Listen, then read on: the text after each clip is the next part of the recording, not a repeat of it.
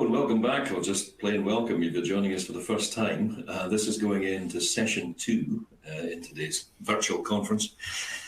Now, basically what we've got here is 30-minute breakout sessions across 3 parallel streams. Because you've come in on one particular stream doesn't mean you need to stick with that particular stream. You can go just about anywhere you want at any stage, more or less.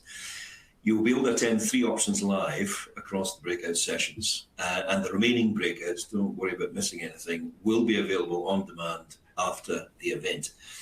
So I'll tell you shortly about what's happening on breakout A, but essentially, breakout B is Chris Dyer talking about the last line of defense, preventing or recovering from cyber attacks. Breakout C is Alistair Anderson, automating data compliance, enabling analytics while maintaining privacy. But where I am, breakout A, we've got Maureen Faulkner again, Regional Manager for ICO. And Maureen's going to be talking about data sharing in this somewhat confusing, brave new world. Maureen. Thank you. Let's start off with that one. So, hello again to those, as Mark says, or hello for the first time for those that are just tuning in at the moment. This session is going to look at data sharing in the brave new world. I first used this as a presentation title in the lead up to the commencement of GDPR in May 2018. And it struck me as equally pertinent to the data protection uncertainty that we're all experiencing as we await a deal or no deal, adequacy or no adequacy. Sadly, and just to manage your expectations this morning, the ICO is in an equally difficult situation in that we just don't know what the final outcome is going to look like in terms of the end of transition. So we can't be as definitive as we would like to be in any guidance that we provide at this time. We can be definitive, though, about the preparation that you need to take during this time to put you in the best place to be able to react to whatever happens on the 1st of January.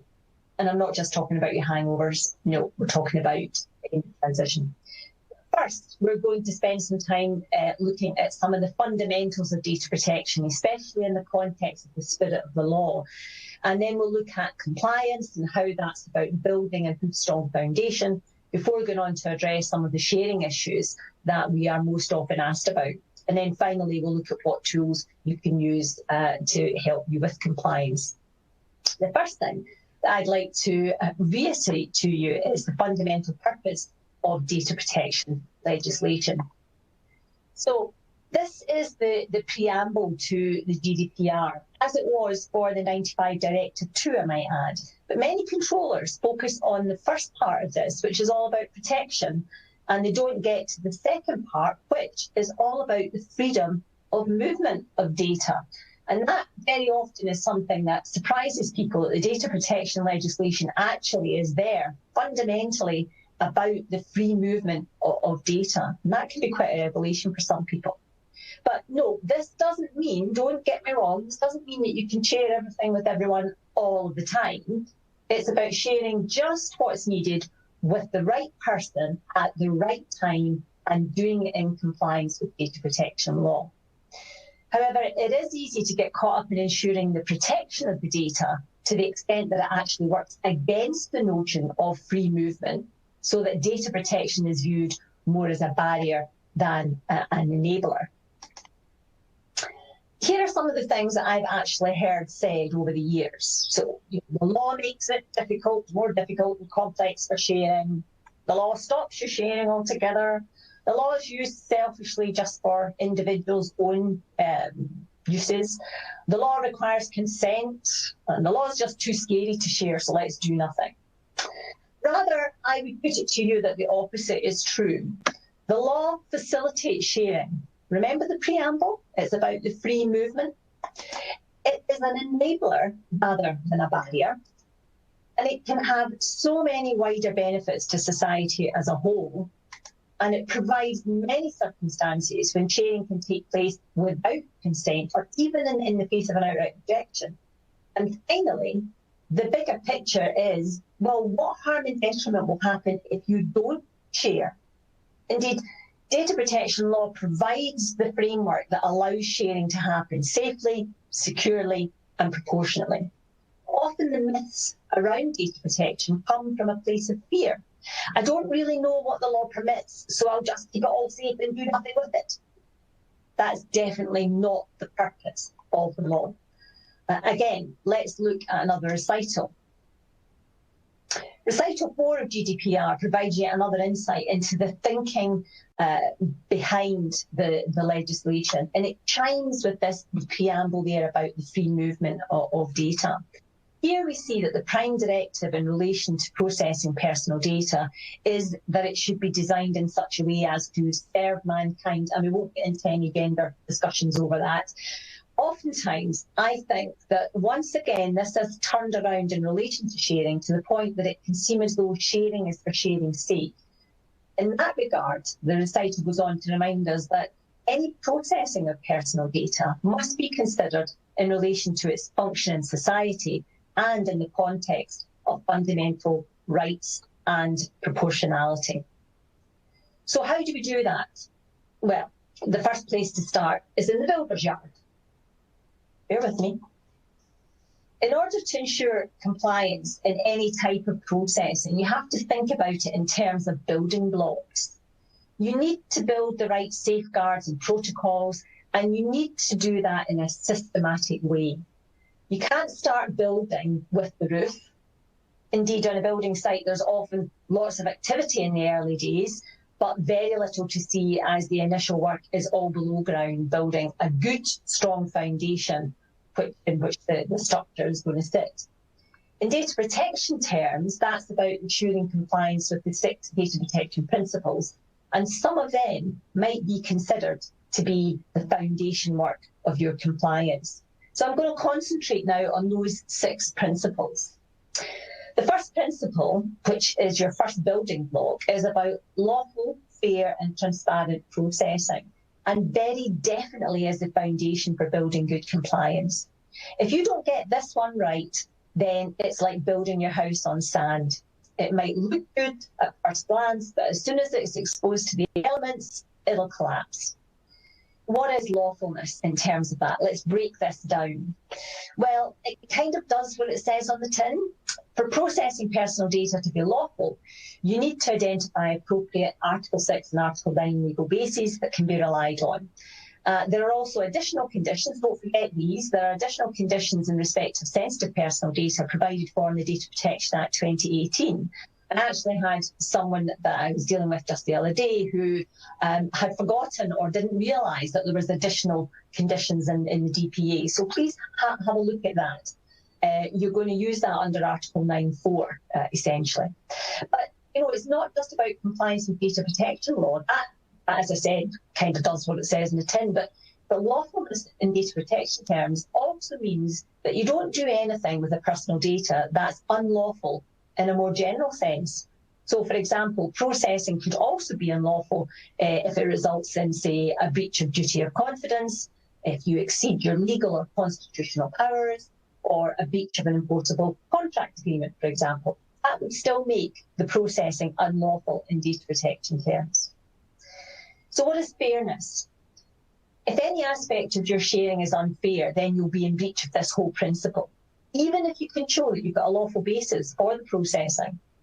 In general, fairness means that you should only share personal data in ways that people would reasonably expect and not use them in ways that have an unjustified adverse effect on them. Now, note I said unjustified because there can be, that sounds a bit oxymoronic, but there can be justified adverse effects. I mean, how many of us would consider the tax taken off our pay, for example, as unjustified? It has got an adverse effect, but I'm afraid it's totally justified. So you need to stop, you need to think not just about how you can share personal data, but also about whether you should share that personal data. Assessing whether you're sharing information fairly depends partly on how you obtain it.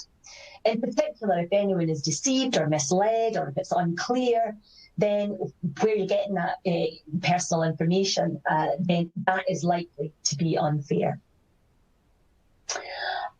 What is transparency then?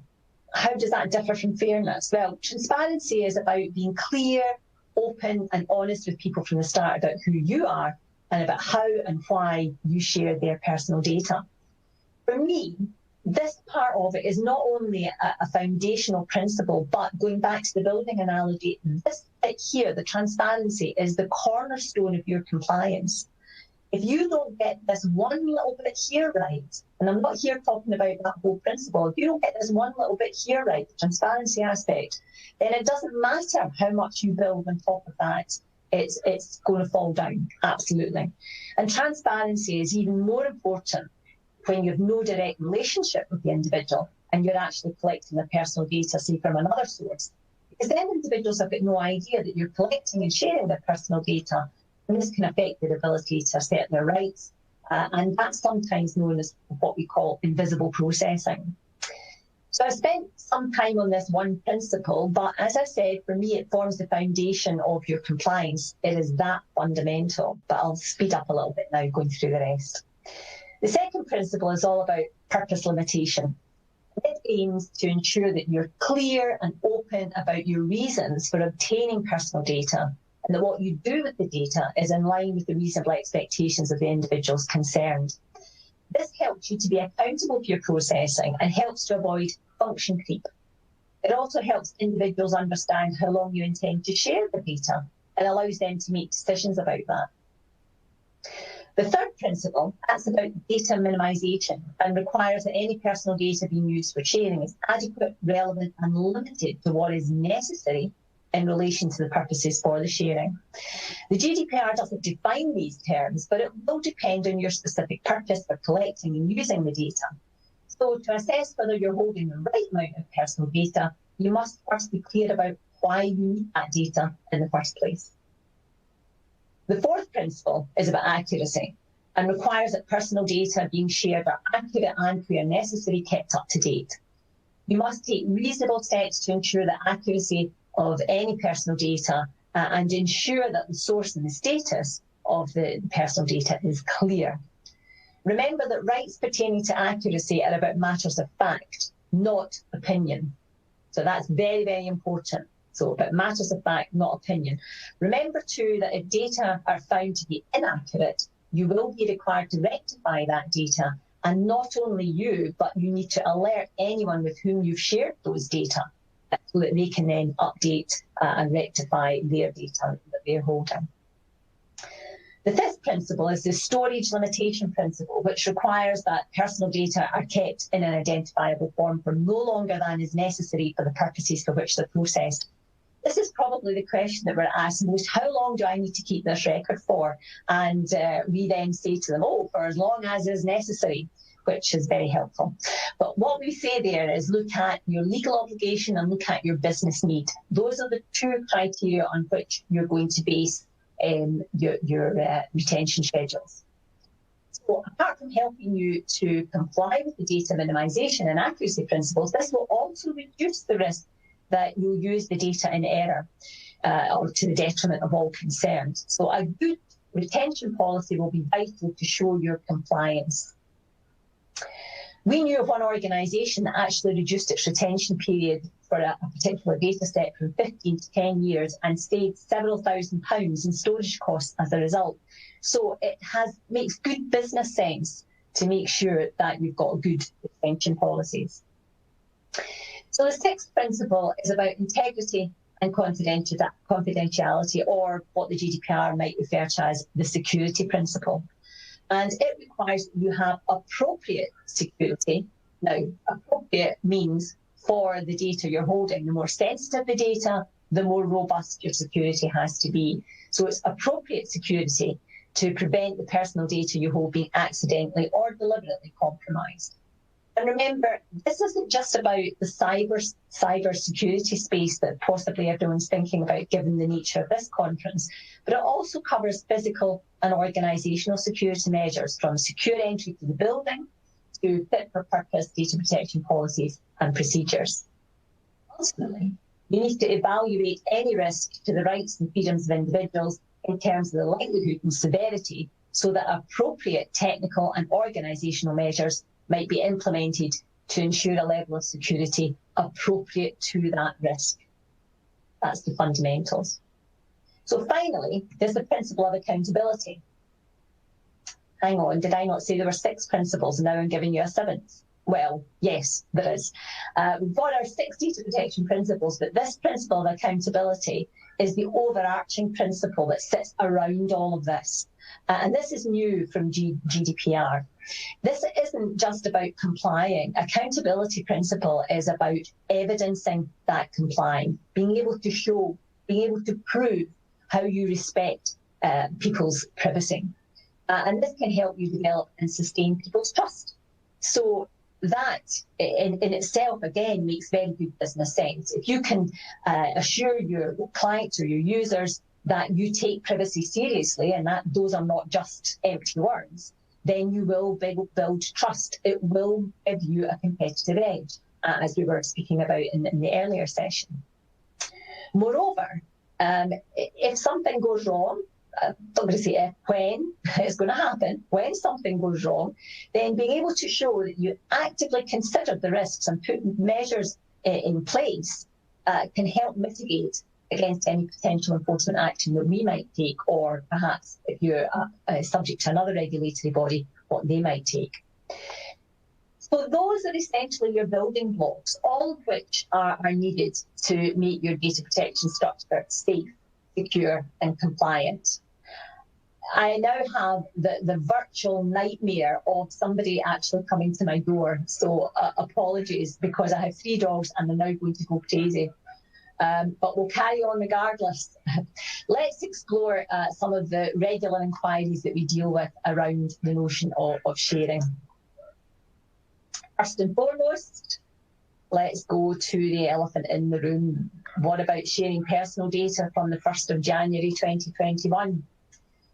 Well, I suppose the first thing to say is that if we have adequacy approval and if there is a deal, then the likelihood is that data sharing will carry on as it is currently. The big issue is what will it mean for sharing information between the UK and the EEA if there is no adequacy decision and no deal? And the answer to that, I'm afraid, is currently we don't know. The ICO is being consulted by the UK government on specific data protection matters during negotiations, but we don't have a seat at the negotiating table. And we have no locus at all in any of the decision-making around that. So just as it was for the GDPR, we, like you, have to wait and see what the outcome is going to be before we can provide any definitive guidance. What I can confirm is that data sharing from the UK to the EEA will continue. However, data sharing from the EEA to the UK is very much dependent on the controller or processor being satisfied as to the UK's adequacy in terms of it being a third country, which is what we will become in data protection terms. I can also confirm that at the end of 2020, a UK version of the GDPR will be written into UK law. That will be called the UK GDPR, and that will sit alongside the current Data Protection Act 2018. So if you're a UK business or organisation that already complies with the GDPR and has no contacts or customers in the EEA, you want to watch. You don't need to do much more than what you're already doing in order to prepare. As I said, the UK government has stated that transfers to the EEA from the UK will not be restricted. They will carry on as usual. So if you send data from the UK to the EEA, you will still be able to do so, and you don't need to take any additional steps. If a business or an organisation in the EEA is sending EU personal data, however, then it will still need to comply with EU data protection laws. So you will need to take action with them so that the data can continue to flow. For most businesses and organisations, standard contractual clauses are the best way to keep data flowing to the UK. And we have an interactive guidance tool on our website to help you with SCCs. I know that the EDPB, the European Data Protection Board, has got consultation out on their version of SCCs.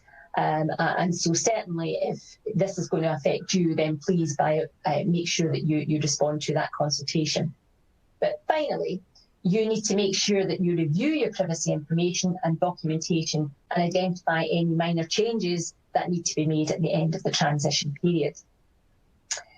If you're a UK business or organisation with an office, a branch or other established presence in the EEA, or if you've got customers in the EEA, then you'll need to comply with both the UK and the EU data protection regulations at the end of the transition period. And you may need to designate a representative in the EEA itself. Sorry, guys. Lucky white heather. Once again, your best preparation for data protection at the end of the period is to comply with GDPR now. Your European activities will be covered by EU law, even at the end of transition period, so you have to remember that. And you need to check which European data protection regulator will be your lead supervisory authority within the EEA.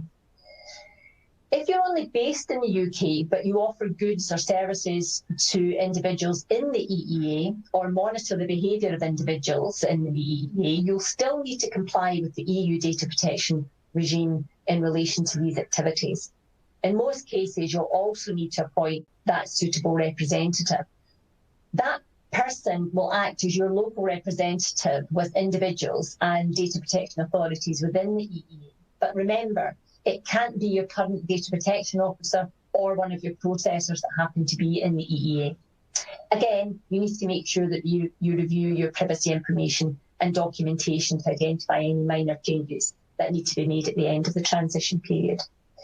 That's really all that I can say about sharing post-transition at this moment in time, other than to say, please look on our website. We've got lots of information there. And as and when we can update that guidance to be more definitive, we will do that. Please be in no doubt of that. We will do that as soon as we possibly can. So when we talk about sharing personal information, there's no one model that comes to mind. Information sharing happens in a variety of ways, all of which are required to be compliant with data protection law. However, it is common to consider data sharing as falling into two broad types. So you get data sharing on a frequent or regular basis, also known as routine or systematic data sharing, where the same data sets are regularly shared between organisations for an established purpose. And then there's the exceptional one-off decisions to share data for a purpose that's either ad hoc, unexpected, or due to an urgent situation or emergency. If the organisations are joint controllers, under Article 26, they must enter into a formal, transparent agreement setting out the agreed roles and responsibilities for complying with their obligations under GDPR. A really important feature of joint controllership is to ensure that you are only liable for those parts of the processing over which you have meaningful control. To this end, it's imperative that all parties understand the data flows and decision points so that a clear mapping of both needs to be the first action. In the morning session, I said to you, how many times have I said, show your data flows? That's absolutely necessary if you're going to be a joint controller, because you do not want to be liable for something that you've got no meaningful control over. Only by doing that can you then get the appropriate agreement drawn up to reflect who is liable for what processes. In an urgent or emergency situation, you have to take decisions rapidly, and you shouldn't be put off from data sharing in a scenario like this, but try to assess the risk and do what's necessary and proportionate to achieve the desired outcome. I spoke this morning about the NHS in Scotland dealing with sharing that was necessary in the pandemic by introducing a rapid assessment process. So at the very least, risk was identified and assessed, even in that emergency urgent situation. Often, though, forward planning can help in some way. In the same way as emergency services plan for various scenarios, then you can plan ahead for your organisation. And often urgent situations are foreseeable, so you should have a procedure about the personal data you hold and whether and how you should share that information in any given situation. As part of your accountability duty, you should document the action that you took after the event if you can't do it. So what about de-identifying the data? Surely that would solve all our problems if it's not personal data, hopefully. So let's look at anonymisation and pseudonymization and what is the difference. You know, I'm doing so well being able to say that second word. I've probably jinxed myself now, but never mind, we'll go on. The good news is GDPR doesn't apply to personal data that's been anonymised. Woohoo! Anonymisation can, therefore, be a method of limiting your risk and a benefit to data subjects too. So anonymising data, wherever possible, is therefore encouraged. However, you should exercise caution as organisations frequently refer to personal data sets as having been fully anonymised, when in fact that's not actually the case. You should therefore ensure that any treatments or approaches that you take truly do anonymise personal data. Otherwise, there's a risk that you might disregard data protection requirements in the mistaken belief that you're actually not processing personal data when you are. In order to be truly anonymised under the GDPR, you must strip personal data of sufficient elements so that the individual can no longer be identified in any shape, manner, or form. However, if you could at any point use any reasonably available means to re-identify the individuals to which the data refers, that data will not have been effectively anonymised, but pseudonymised. This means that despite your attempt to anonymisation, you will continue to be processing personal data. Pseudonymisation is a technique that replaces or removes information in a data set that identifies an individual, and may involve replacing names or other identifiers with easily attributed numbers, such as a reference number. While you can tie that reference number back to the individual if you have access to the relevant information, you're going to put technical and organisational measures in place to ensure that this additional information is held completely separately to the pseudonymised information. Essentially, we're talking about putting Chinese walls up. I've got no idea why it's referred to as Chinese walls. That could be a question. But you put Chinese walls up inside your organisation so that effectively the right hand literally cannot get access to what the left hand has. And I've just realised I actually did that completely the wrong way around, which tells you an awful lot about me. Just don't be on the road at the same time I'm driving. So pseudonymising personal data can reduce the risks to the data subjects and help you to meet your data protection obligations. But pseudonymisation is effectively only a security measure. Please remember that. It does not change the status of the data as being personal data. And Recital 26 makes it absolutely clear that pseudonymised personal data remains personal data for the purposes of data protection and therefore within the scope of the GDPR. But there is one issue that I want to make clear while we're speaking. And again, this is an issue that has been raised quite a lot in relation to anonymisation, pseudonymisation.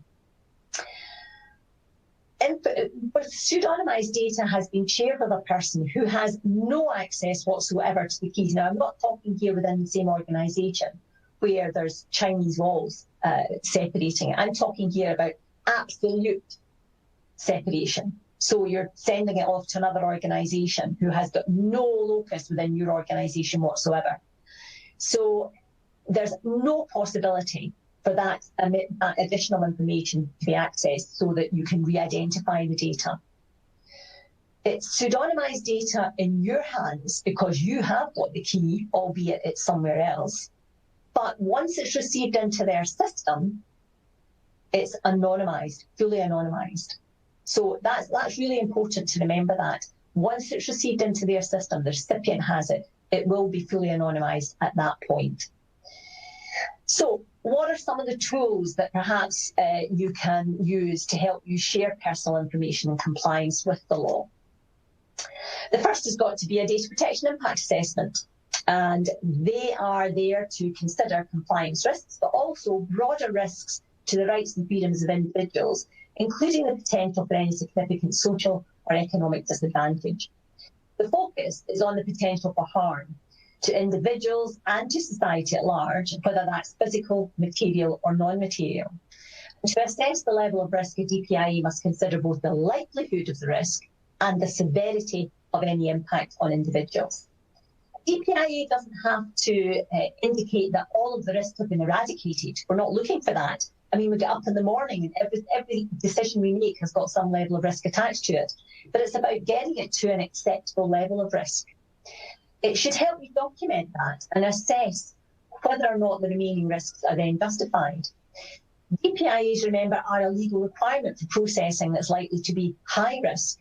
However, an effective DPIA can also bring broader compliance, financial and reputational benefits, helping you to demonstrate accountability, building trust and engagement with individuals. A DPIA might cover a single processing operation or a group of similar processing operations. A group of controllers can do a joint DPIA. In any event, it's important to embed DPIAs into your organisational processes and ensure the outcome can influence your plans. A DPIA is not a one-off exercise, remember, it's a live document. You should see it as an ongoing process that's subject to regular review and amendment. The next one, most obvious tool, has got to be the data sharing agreement. So a data sharing agreement helps all parties be absolutely clear about their roles. It sets out the purpose of the data sharing. It covers what happens to the data at each stage, from the beginning of the journey to the end of the journey. It sets standards, and it should help you justify your data sharing and demonstrate that you've been mindful of and have documented the relevance compliance issues. It also provides a framework to help you meet the requirements of the data protection principles that I outlined earlier. There's no formal format for a data sharing agreement. It can take a variety of forms depending on the scale and complexity of the sharing, depending on whether you're in the public sector, the private sector, or the third sector. It could be as much as simply a memorandum of understanding. But it's all about agreeing a set of common rules that binds all the organisations involved. And so you should draft it, therefore, in clear, concise language and make it easy to understand. Drafting and adhering to a data sharing agreement should help you comply with the law, but it doesn't provide immunity from breaching the law or from the consequences of doing so. However, we will take into account in the existence, in the event that there has been a complaint or a breach, we will certainly look at that and take it into account. Perhaps more controversial, the last tool I want to talk about is an ICO audit. Now, some of you might go, whoa, no, shivers down the back, we're not having an ICO audit. That makes us far too vulnerable. We're not letting them anywhere near our systems. But let me try and assure you. An audit provides an assessment of whether your organisation is following good data protection practice. And also, let me assure you, that in the event we were to find something horrific in doing an audit, then we would not take regulatory action on the back of that, because the audit here is a consensual audit. You're inviting us in. We want to help you. We'd give you directions, and we'd be pretty direct about what you would need to do to assess that. But we believe that they play a key role in assisting organisations in understanding and meeting their data protection obligations. The audit essentially looks at whether you have effective controls in place alongside fit-for-purpose policies and procedures to support your data protection obligations. And we check if you are following data protection legislation as it applies to your organisation, and the resulting report makes recommendations on how to improve. We welcome requests for audit, but we will focus on those areas we feel we have the biggest impact to make, and organisations who would benefit the most from an independent assessment of their compliance with the legislation. So please don't be scared of it. Please think about it as something that could help you in your compliance. So finally, here's a checklist that we can go through or use. You could make an algorithm with this for your specific data sharing processes. So first question, fundamental. Do you need to share? That's got to be the fundamental. Is the sharing justified and proportionate? You have to justify why you're doing this. Just in case, that's not a justification. It's not a legal basis. You have to be able to justify that in terms of the legal basis. Is it proportionate? Do you need to share all of that data? Do you need to share personal data in the first place? And it be anonymised data, for example? And then the obvious, have you done a DPIA? Because that's where you're going to be able to document all of these questions. If you have a data protection officer, why would you not consult them when you're going to do a DPIA or you're going to get into any information sharing? For goodness sake, do not leave them till the last person to talk to. What about Johnny or Jeannie? We better go and ask them. Are they not something to do with data protection? Please get them on board to start with. They've got the expertise, but they're in a better position than the ICO is, because not only do they have the data protection expertise, they've got the organisational expertise as well. So they are best placed to help you. Get them on board. What's your legal basis? You must have that legal basis. If you are a public authority, you need to think about, do you have the power to share that? And even as a private concern, does your constitution allow you to do that? You need to think about the logistics of information sharing, that whole what, when, how, and for how long. That's all got to be in your data sharing agreement as well. How are you evidencing due diligence? Now, remember, having done all due diligence is your only defence in law when it comes to a breach. So how are you going to evidence that due diligence? Your privacy notice, are you going to be sharing? Do you need to amend that, or does your privacy notice cover whatever it is you're hoping to get into? And then how will people exercise their data protection rights in this information sharing environment? Should they come to you if you're a joint controller? Should they go to somebody else if they want to exercise those rights? And then finally, a really important point, if you're sharing information, are you sharing facts or opinions? If it's an opinion, you need to ring fence that so that it's very well set out that that is an opinion and not a fact. Or are you sharing in confidence? These are the words the things that you need to work out. And on that, I shall stop and over to Mark.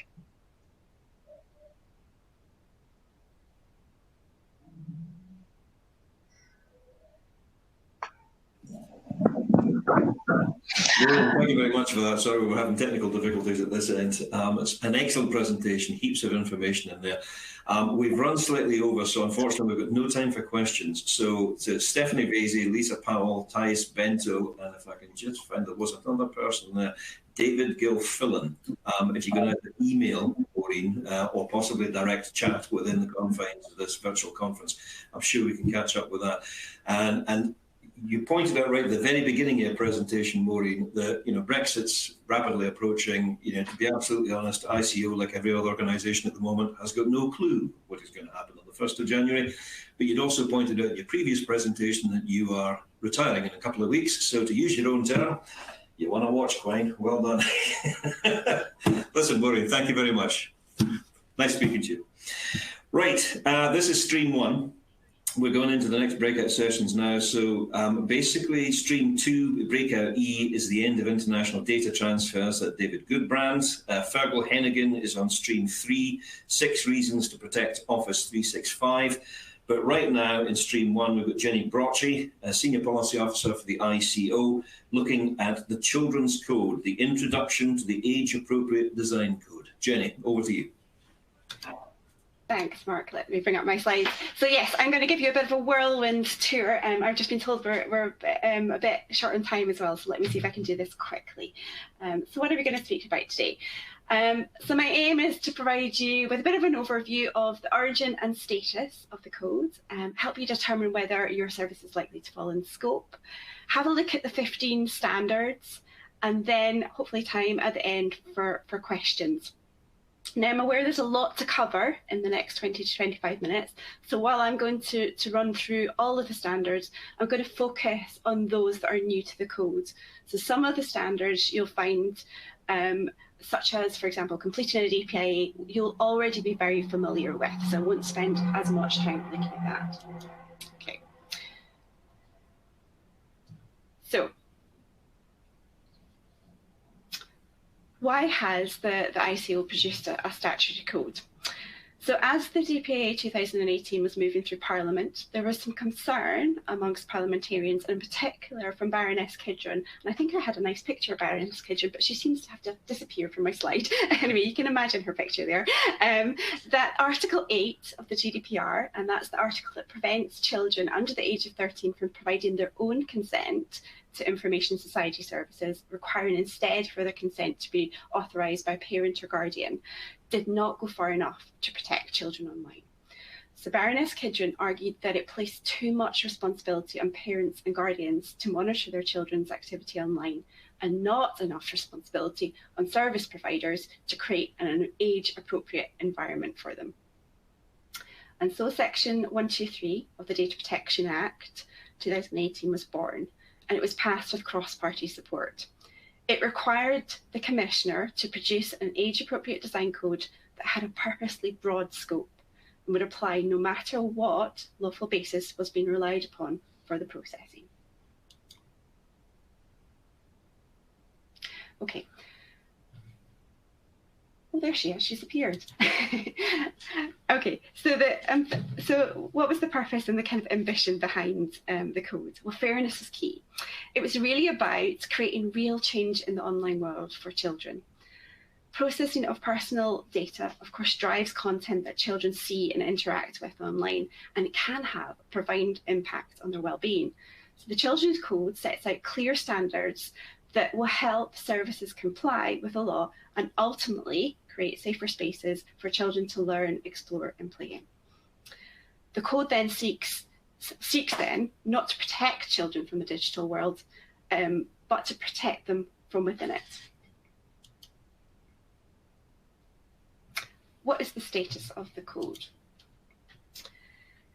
It is a statutory code, but it is not new law. What it does is it sets out the expectations of the ICO as to what online services have to do to comply with existing law. In particular, Article 5 of the GDPR, fairness, and Recital 38 of the GDPR. When determining whether online services have complied with data protection law, the ICO and the courts must take the code into account. It essentially fleshes out what services should do to go about complying with Recital 38 of the GDPR. It says that if your service is likely to be accessed by children and you process their personal data, you're likely to find it difficult to demonstrate that your processing is fair and complies with the law if you do not conform with the code. The code was launched in September 2020 this year, and services have until 2nd of September 2021 to conform.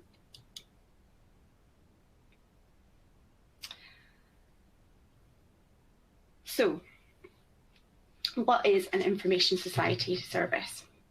Well, it's defined as any service which is normally provided for remuneration at a distance by electronic means and at the individual request of a recipient of services. Now, remuneration doesn't, for some reason I can't say that word, doesn't have to mean that funding comes directly from the end user, okay? So it includes services that are free to access for the user and not-for-profit services as well, but which may be typically offered for commercial gain. And at a distance essentially means that any goods or services offered are offered online over the internet, and that includes connected toys. But there are some notable exceptions. So, for example, public authority services. Some, but not all, of the services provided by local public authorities will fall out of scope. These are services not typically provided on a commercial basis. Some websites which provide information about a real-world business, for example, a hairdresser, where you can book an appointment online, but you don't actually receive the hairdressing service online, would fall out of scope. Traditional voice telephony services, but not internet-based voice calling services, VoIP. General broadcast services at a set time to a general audience, so not on-demand services, and preventive and counselling services, but not general health, well-being or fitness apps. So let's look at some of the services that are likely to fall in scope. So it's going to include many apps, programs, connected toys, devices, search engines, social media platforms, streaming services, online games, etc.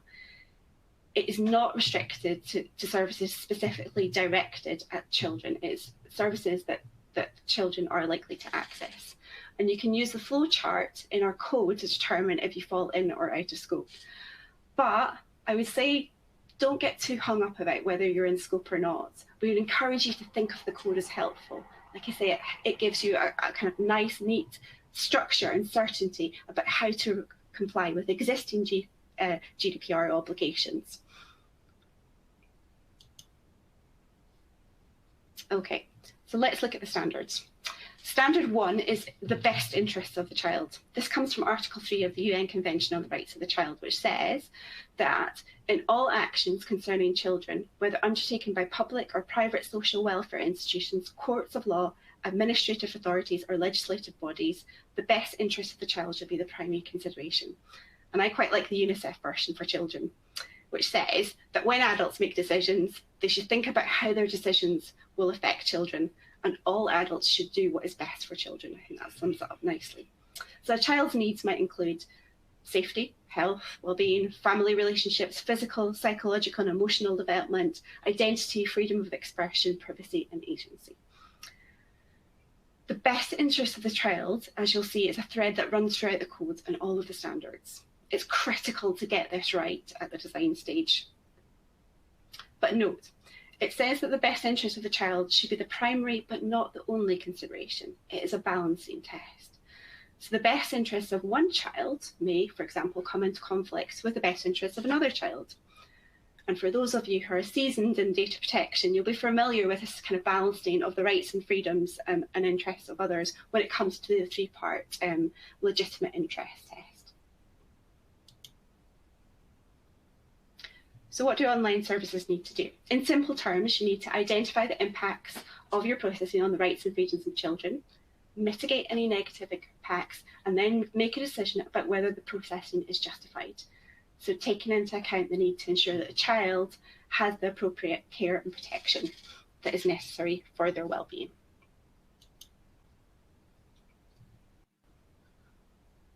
And these are the relevant rights and freedoms that you need to consider when you're making this assessment. Okay, let's look at standard 2. Data protection impacts assessments. DPIAs are not new, and I'm going to assume that most of you know or should know what a DPIA is. So I won't say much more on this standard, except to highlight perhaps that I guess it's not new, but also that you should consider seeking independent advice from experts in children's rights and developmental needs as you're conducting your DPIA.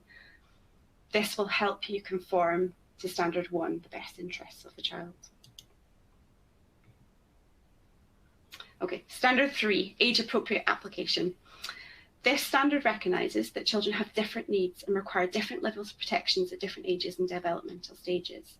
So what is appropriate for an 18-year-old may not be for a 10-year-old. It requires you to understand what kind of risks arise from your processing to children at different ages and stages. And then the code offers you with a little bit of flexibility. Either you can establish age with a degree of certainty that is proportionate to the risk associated with processing at that age and stage, or and then just use that age verification to differentiate between adult users and children, and even potentially children at within different age groups, and apply the standards of the code to the child users only, and potentially tailor protections according to age and stage. Or if you can't reliably differentiate between adults and children, and the risks to children are high, you've determined that in your DPIA, then it says that you must apply the codes to all users. Okay, transparency. Again, this is a standard that I would expect you to be very familiar with. There are existing transparency requirements under GDPR, including the requirement to make privacy information clear and understandable for children. So I won't say much more about this, except to note that there is an emphasis in this standard on the use of bite-sized, just-in-time notices. And that's on the basis that, in reality, children just aren't going to be reading the full privacy notice online. So it's about making sure that they have that information when it's important to them. Okay, let's look at standard 5, detrimental use of data. So this standard says that you must take into account existing regulatory or government advice on children and online harms when designing your service, and not process their data in such a way that is shown to be detrimental. You should take particular care when profiling children, including making inferences based on their personal data, or when processing geolocation data, and we will come back to this, so hold on to that. So relevant advice that you might want to look at includes advice from Ofcom on the broadcasting code, the editor's code of practice, and the OFT principles for online and app-based games. But there are others. Okay, let's look at the next standard. Standard 6 is fairly self-explanatory. Essentially, walk your talk. So it means you should only process personal data as it's set out in your privacy notice. And you must put in place proportionate measures to make sure that you're upholding any of your user behaviour policies, your age restriction policies, your content-related policies, or any other published policies. And you must make sure that these measures operate in practice and not just in theory. Again, fairly self-explanatory. Let's look at standard 7, default settings. This standard says that default settings must be set to high privacy. And this is important because we're aware that children will usually just accept the default setting and never change that setting. What are privacy settings? These are settings where you can offer true choice and control to children. So these are settings that are not core to the delivery of your service. For example, they can set out how data is processed in an interpersonal sense, and by that I mean what other users can see about that child. Are they online, for example? Or it can be about how data is processed by you as a provider, whether you can process their data to tailor adverts or deliver particular service offers to them, for example. Or how their data is processed by third parties. And this might be, for example, to allow third parties to promote or market products to them. When are settings appropriate? So, as I've said, settings are appropriate when the processing does not form a core component of the service. They're not are appropriate when processing does not form a core component of the service. They're not appropriate when you cannot offer real choice or control for that child. For example, if you need to process the data to meet a legal obligation, or where you're giving a child a choice which would go against their best interests.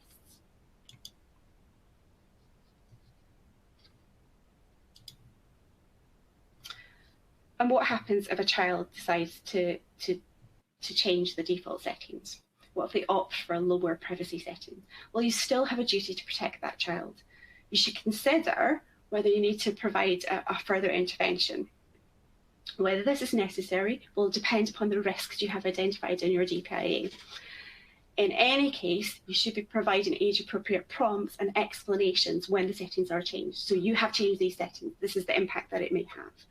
And you should give users the choice to change their settings permanently or just for current use. But you should make sure that you don't nudge, and we'll come back to this later, you don't nudge them to a lower privacy option. And you should also offer the option to set up different profiles so that multiple users, for example, on a family device, can have their own specific privacy settings.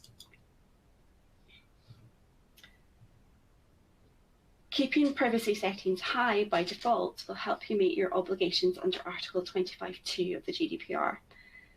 And this is your obligation not to collect any more personal data than you need to provide each individual element of your online service or make users' personal data visible to indefinite numbers of other users of your online service. Okay. Standard 8, data minimization. Again, this is a standard that should be very familiar to you. Essentially what it says is to separate out elements of your service and give the child choice and control over which elements they activate. For example, if you're a music streaming service, you might have 3 elements to your service: allowing users to search for and download music, providing recommendations to users based on their previous listening habits, or the ability for a user to share what they are listening to with other groups of users. Different data is necessary for each element of that service. And the data required for active elements, only the data required for active elements should be processed to comply with this standard.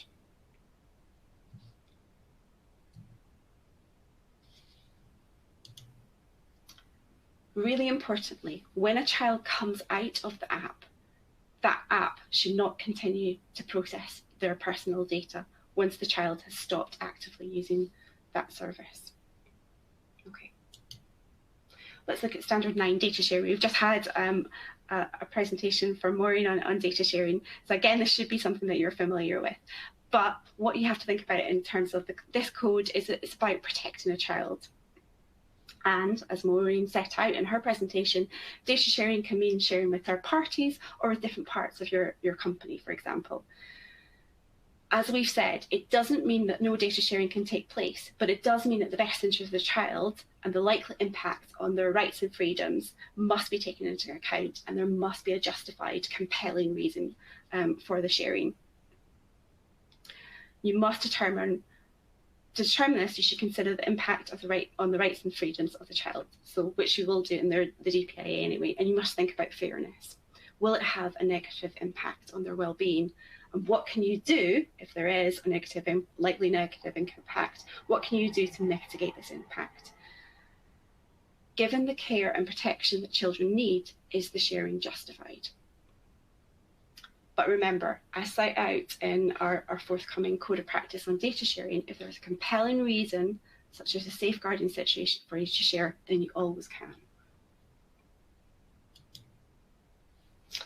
Okay. We'll spend a bit of time on Standard 10 geolocation data. Geolocation data is any data that indicates the geographical location of the device, including GPS data or data about a connection, for example, with local Wi-Fi equipment. This standard says that geolocations must be off by default unless you have a compelling reason. If you do have a compelling reason, if it's core to your service, for example, you must make it really, really obvious when location tracking is on, when geolocation data is on, and you must make sure that you default geolocation settings back to off at the end of the session. And note, this is different from the standard about other privacy settings. And the intention behind this is of course to protect the child, and it's a recognition that geolocation data can have a very serious physical, safety and developmental impact for a child if it is processed, and particularly if it allows the child to be tracked. But it's not just the physical safety of the child.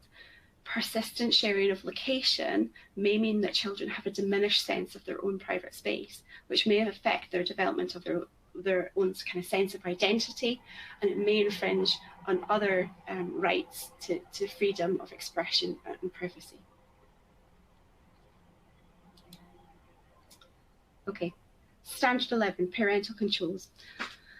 Parental controls are any tools which allow parents to place limits on a child's online activity. So this might include, for example, setting time limits or bedtimes, restricting internet access to pre-approved sites, or restricting in-app purchases. They can also be used to monitor a child's online activity or to track their physical location. This standard is about getting the balance right between parents' ability to keep their child safe online appropriately and a child's right to privacy.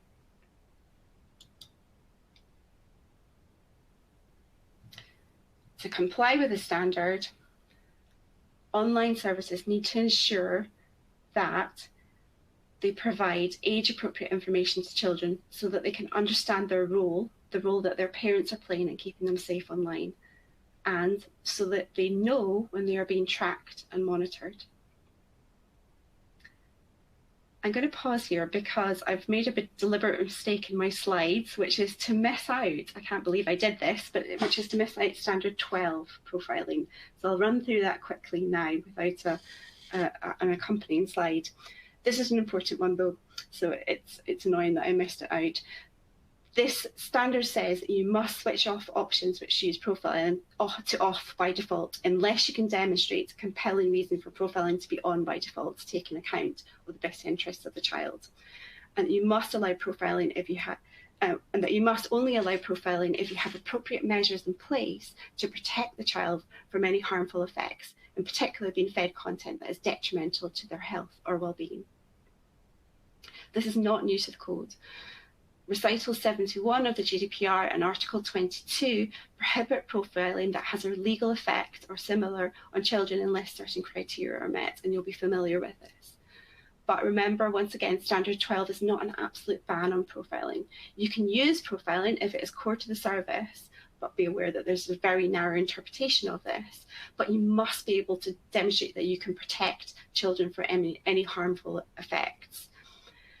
Appropriate measures might include, for example, adherence to industry codes, as we've spoken about, human intervention and monitoring, and so on. And this standard is in line with other regulatory advice, for example, the Committee of Advertising Codes of Practice. Okay, let's look at nudge techniques. This standard says, do not use nudge techniques to lead or encourage children to provide unnecessary personal data or to turn off privacy protections. What is nudge? Nudge features are features that nudge users to do something that the service designer wants them to do.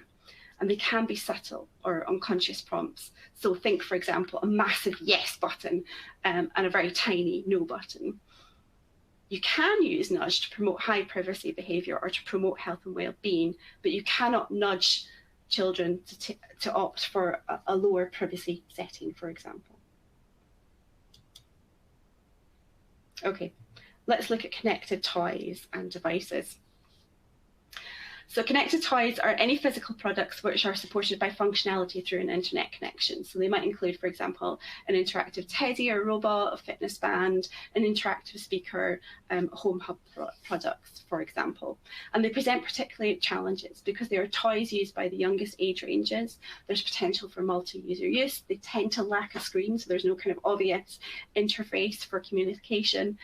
And there's a potential for passive or unknown provision of personal data. For example, if the mic is on or it's recording and the user isn't aware that that's happening. So what do online services need to do? You need to be very, very clear what the controller-processor relationships are.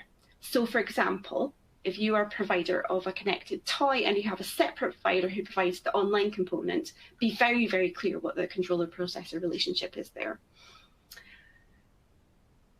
You can provide for multiple users by ensuring that the default service is appropriate for the lowest age range of children. Or you can allow profiles to be set for different users. And you need to think about, can you provide, for example, just-in-time messages to alert children when processing is about to occur, audio messages, for example. And you must avoid passive collection of personal data. And by that, I mean that there should be a clear indication as to when the toy is recording or listening. Okay, the final standard, standard 15, online tools. So I've been told to wrap up, but fortunately I'm on my last slide or so I will do so. And this is really about helping children exercise their GDP rights simply and easily online.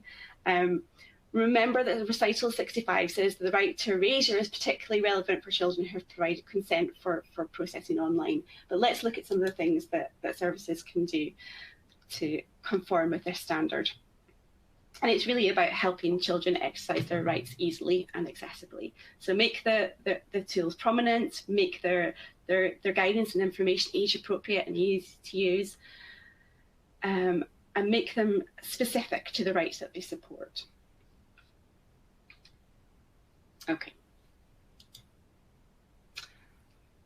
That was a bit of a whirlwind tour. There's much more information online at our Children's Code Hub, so please do take a look at it, and there's a lot more detail there. If you've got any questions, please do get in touch. Very happy to chat you through anything that you'd like to know. I should also point out that on the Children's Code Hub, there is a survey that we've got running. So we'd love to hear from you about how we can help you conform with the codes by September 2021. Thank you.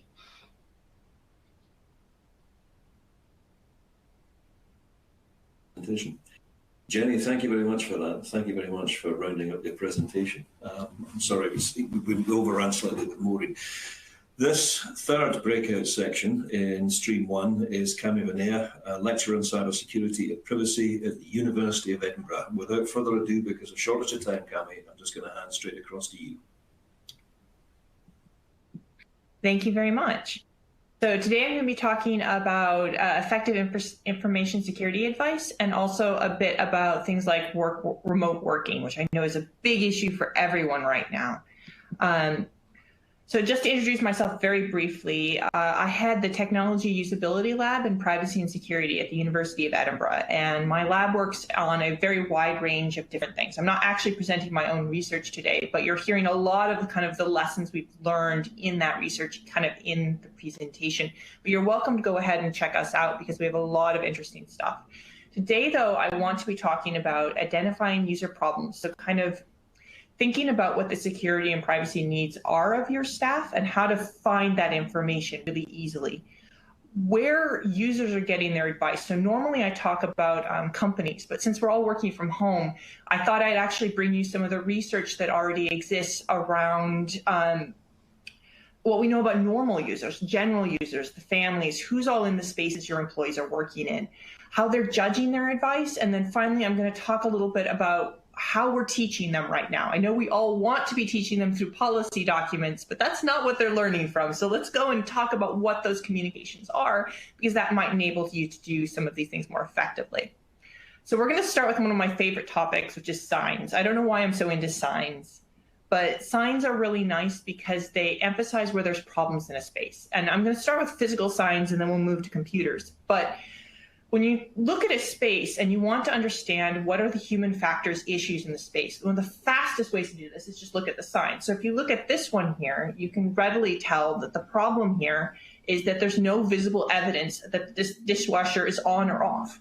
Because you can't tell if it's on or off, you might open it and end up with a lot of water in your face.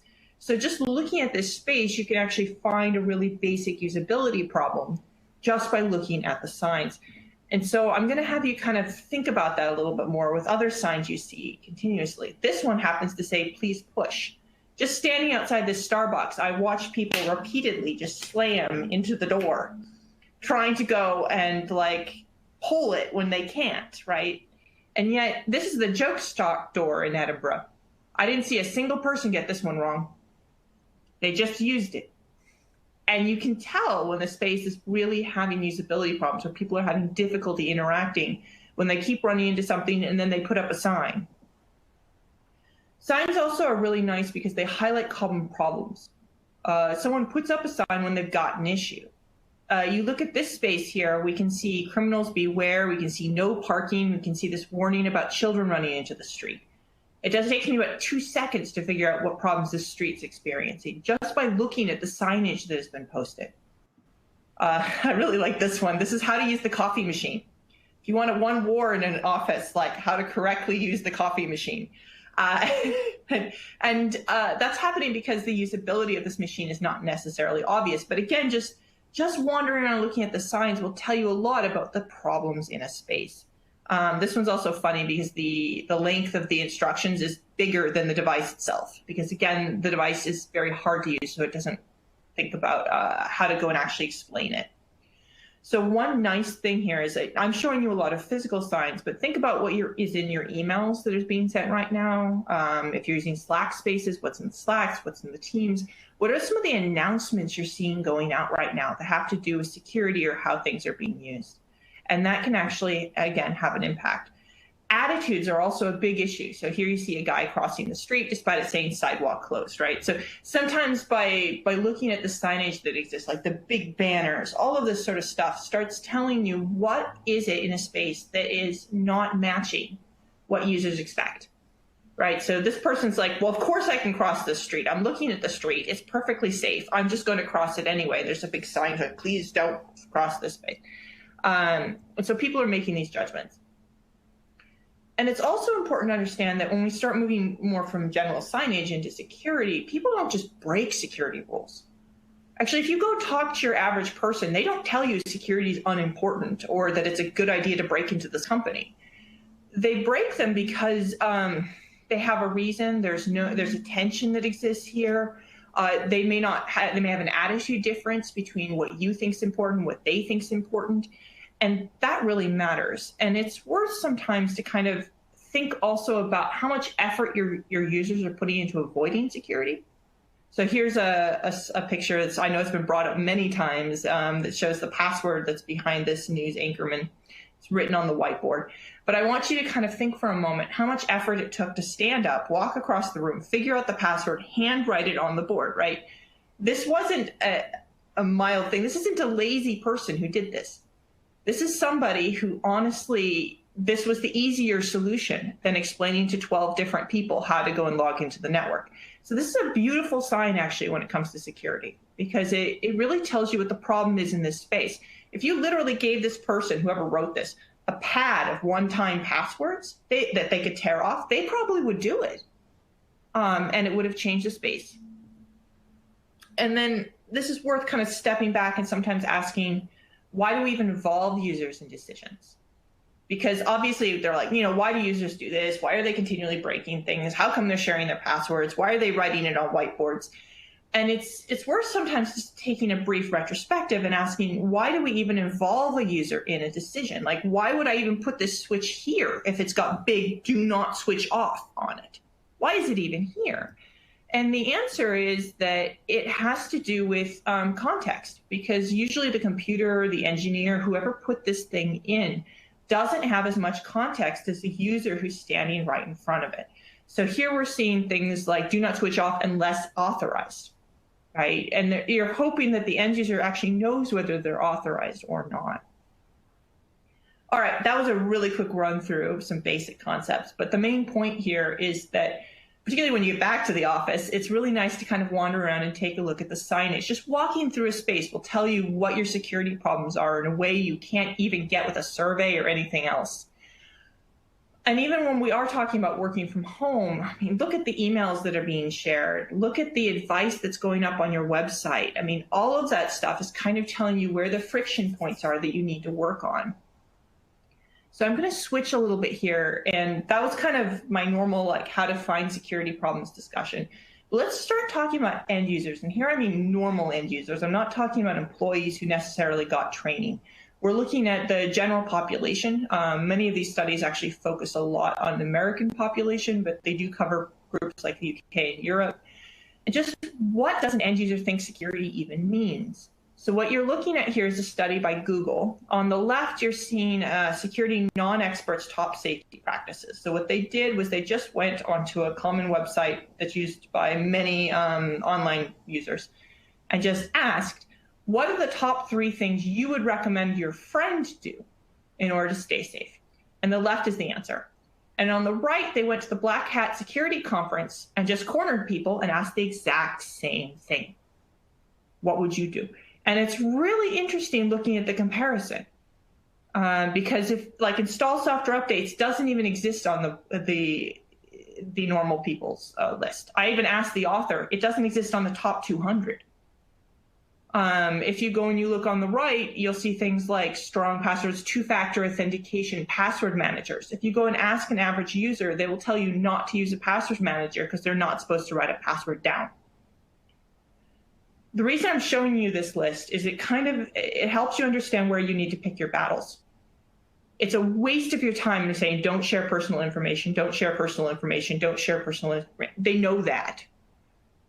It's a lot more worth your time to try and explain like what a software update is and why it has anything to do with security, because that's not obvious. Also, password managers, they're very effective for most end users, but they won't use them because you've been telling them not to write the password down. So trying to find ways to kind of figure out where you need to pick your battles. And on that note, here's another really interesting bit of work. This one's out of Michigan State University, but what they looked at here was the different pieces of information an end user might get. So they're looking at web pages that are trying to give security advice, news stories that are discussing security, and then they did a study where they just asked people to tell them a story they'd heard recently about security. So this is the information that people are telling each other. And if you look at the 3 different colors on this graph, you start understanding kind of where the disconnect here is. Because red is living in places like credit card theft, viruses, and hackers. But if you look at what the advice pages are getting, they're more things like online safety, password encryption. And when you look at what the news is talking about, it doesn't hardly ever interact with the advice or what people are telling each other. And so keep in mind, these are kind of the news sources people are getting. So they're getting training coming in on things like criminal hacking, when that's not actually what most organizations want to tell them. And then this is an interesting piece of research done out of the United States, looking at how people learned about security. So where are they getting their training from? And this one's really interesting because you look at this and you'd hope that they're getting them from this bar, right? You really hope they're getting it at work, and they are so not getting it at work. They're getting it from things like family and friends, but shockingly, the biggest place they're getting them is actually from prompts.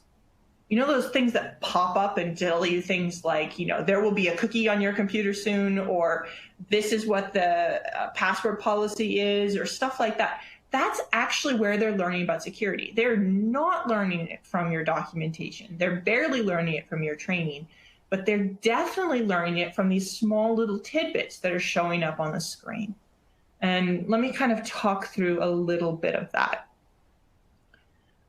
So let me kind of emphasize this point, and I know it's obvious, but in some ways it's not. Security is invisible. Users can't see it. If you've done a lot of security or privacy work in your life, you start building what we call a mental model. It's like this image in your head of how the internet works.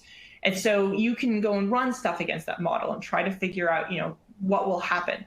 But for an end user, security is surprisingly confusing. So if you look at this lock on the screen, it's really easy to tell if it's locked or not locked, right? There's a bar. You can actually see the bar. So when I twist the lock, I have high confidence that I have done this right. Compare that to this cookie dialog, which helpfully points out that by clicking the X button, you're agreeing. Having encountered many of these, an end user slowly starts realizing that they do not have the ability to judge whether or not to understand this stuff. Because they would look at this and think like the X button is how to get out of the situation. And then if they read it, they actually realize, oh, my judgment's bad. Like, I have to focus on security. Security takes me a lot of effort. They're not like the lock. This is confusing. And this is a good case, because this is actually a case where if I focused on it, I could tell it's confusing. But that really undermines users' ability to judge their own security and their confidence in doing so, which is actually a really interesting thing. I mean, if you go wander around your own household and just look over people's shoulders at how many of them have not touched the cookie dialogues. So the cookie dialog is just sitting there floating, sometimes eating half of their screen, and they have not closed it. And you just ask them why. You might find some really interesting stuff. So this is out of the same study. And I'm going to go through each of these points on the later slides. But what they're looking at is the trends in how people are learning about security. So let's go through each one of these. So first off, users are following advice from sources they trust. So remember what I just said about the lock? Users cannot judge whether security advice is good or bad, and they can't judge if they've done it right. So instead, what they've decided to do is place their trust in trusted third parties. So these are usually things like banks, ISPs, groups that they trust to get security right. So here you're looking at an image from Santander. And remember I mentioned the prompts earlier? This is kind of what you're looking at. Criminals will urge you to pay today. Using pay later will help stop scams by giving you time to cancel. This is a little fact now that this user is more likely learned. And I like this one because it has an action. It's not like beware or be worried. It actually has a very clear, this is something you can do. And that is actually something that now a user has learned. This is where they're learning this stuff from. Trust in companies, though, unfortunately, can also be misused. So we saw Santander doing their own branding here. In this tweet, we see someone trying to make, I really hope is a joke, but trying to get people to like tweet at their, just tweets the passwords at Google. Please don't do this. But you see the fraudulent people using some of these. We see a lot of self-evaluation of advice. So I talked to you earlier about how users are really frightened about doing some of this stuff. But for advice, they see a whole lot. And a good example of this is passwords. You do actually see them self-evaluating a little bit more. So everyone's seen these password dialog prompts that you see them constantly. So people are actually ignoring or not following this kind a little bit more. This is just a fun one from Tesco Bank on how you can get this wrong. This is an example in which over Twitter, they're basically saying, contact us on this phone number. And if you look at their actual website, it says, please don't ever respond to phone number requests. So a key piece of this is, remember, I said users are learning from prompts. They're also learning from your mistakes. Because similar to the signs above, like the guy walking across the street, they're trying to better understand the scenario. They don't just trust the sign. They're trying to make a judgment on context, because that's the purpose of being here. And so if you look at things like this Tesco example, what's happened, unfortunately, is that the end user has learned to ignore this piece of advice from Tesco that they won't ever send phone numbers, because they clearly are. And this is actually a legitimate sentence from Tesco. Another good way to go and undermine your own advice is put any advertising in it, like any advertising, because it causes the users to immediately assume that this is not in their best interest and just shut off, and they just stop paying attention to the advice. The other really interesting thing they found was that there's a big difference between users that are in a higher socioeconomic bracket and ones in a lower. And what's interesting about the difference is their sources change. So for higher socioeconomic users, actually a lot of them are getting their training at work. So remember I showed you the prompts versus the work. The work actually gets much higher when we're talking about higher socioeconomic. So these are probably your employees. They're the ones that are more likely to actually be getting their training at work and listening to it. And if we switch to lower socioeconomic, that shifts. So the lower socioeconomic are getting very few of their trainings at work and are getting much more of their training from friends and from service providers. And what's interesting is that in this bracket, it's not banks, it's ISPs that they're learning from. And that's where they're getting a lot of their training. So in summary, when you're really trying to understand the problems that your employees or a group are having, it's really useful to wander around and either look for physical signs once we all get back, or to go and look at more things like that are being posted on websites, what's on news feeds, what's coming across your email, because that's actually where people are learning things, and that's where you're seeing the clashes.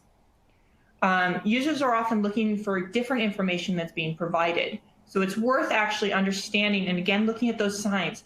What is it that people are asking about? Are they all asking about scams and you're talking about phishing? So think about how to align that language from what they're asking about and what you're trying to say. Even if they're the same topic, just pulling them together will do a lot.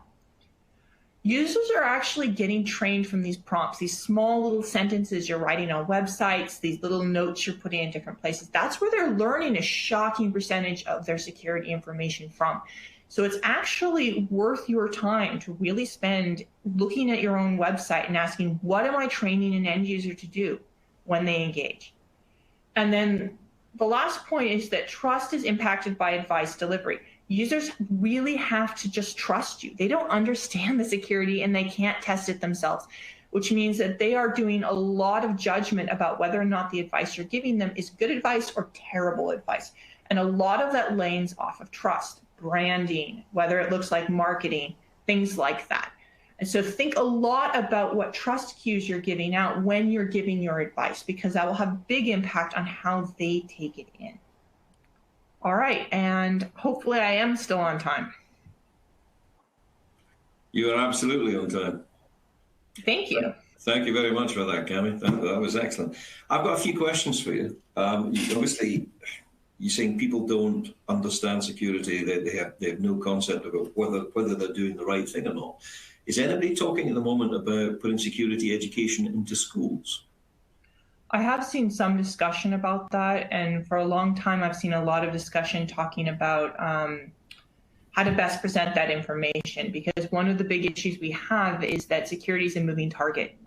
We fix one thing, the attackers break another thing, which means that usually when we talk about putting security education in schools, we don't mean things like how to read a URL. We actually mean things like better understanding the threatscape.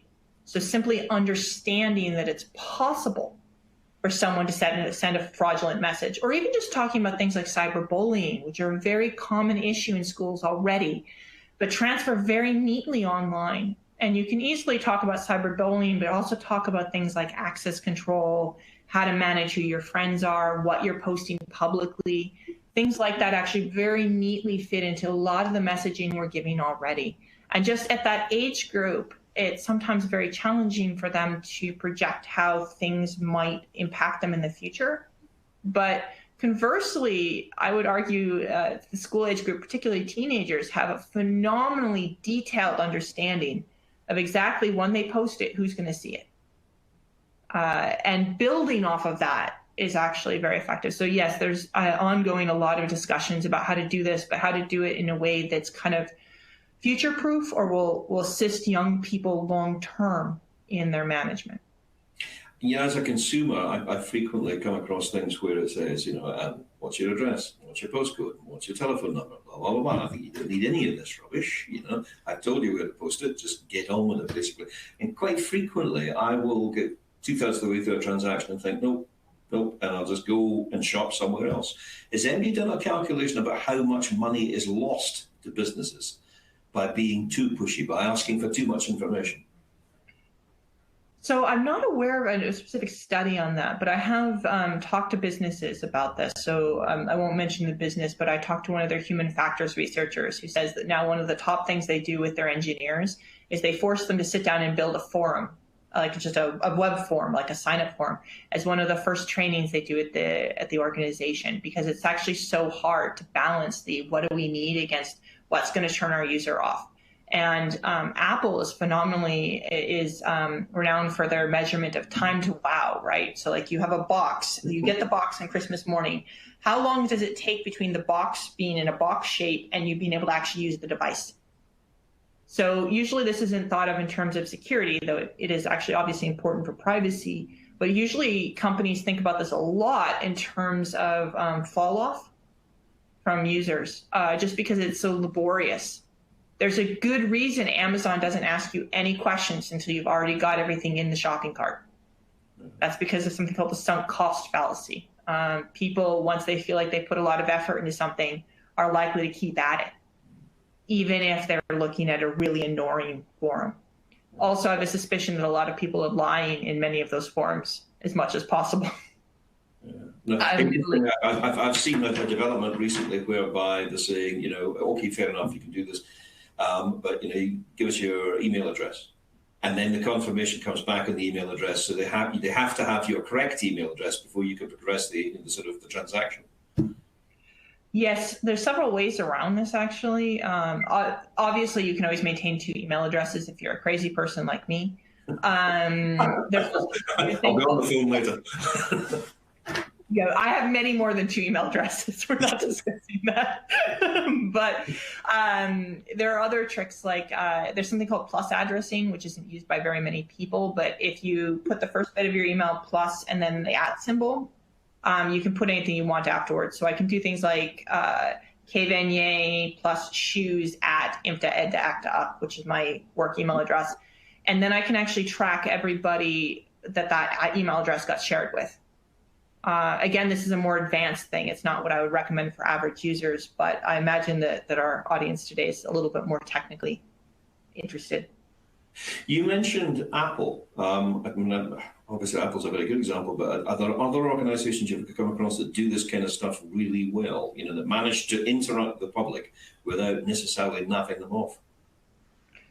I mean, there's a good number of organizations that are doing a lot of very effective things. Honestly, the best thing that you can do is find a way to not involve the user. So if you can actually make these judgments for them in a clean way. A good example of this is something called Dkim Signatures that can go on email. So you probably remember back when every other email was a phishing scam from PayPal. Like you just saw PayPal constantly, and you think to yourself, when was the last time you actually saw a PayPal scam? And what happened is several of the major companies that manage email all sat down and said, no, we've got to get this DKIM thing sent in. And now what happens is every email that comes out of PayPal is signed cryptographically.